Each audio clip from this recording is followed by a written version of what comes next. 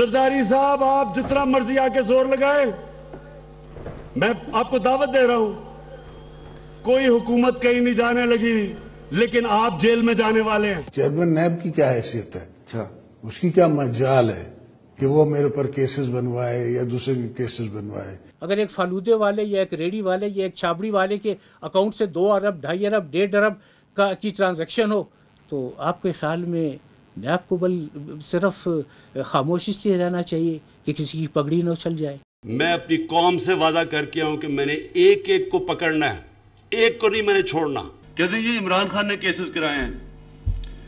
अगर इमरान खान के नीचे आज नैब होती तो कम से कम 50 लोग जेलों में होते आज। ये कान खोल के सुन लो कि एक को तुम्हारे को नहीं मैं छोड़ूंगा, किसी करप्ट आदमी को मैं नहीं छोड़ने लगा। नैब के चेयरमैन के पास तुम लोग जाओगे क्यों? नैब के चेयरमैन को पार्लियामेंट के सामने हाजिर होना चाहिए। नैब के पास सबूत होते हैं, सबूत होने के बाद आपको अरेस्ट किया जाता है। अगर नैब के पास सबूत ना होते तो कई लोग इस वक्त मुल्क से भाग न जाते, वो मुल्क में मौजूद रहते, वो अदालतों को फेस करते, वो नैब को फेस करते। वो क्यों मुल्क से भाग गए? मैंने तो बड़े नैब देखे हैं और मैं देखता रहूंगा।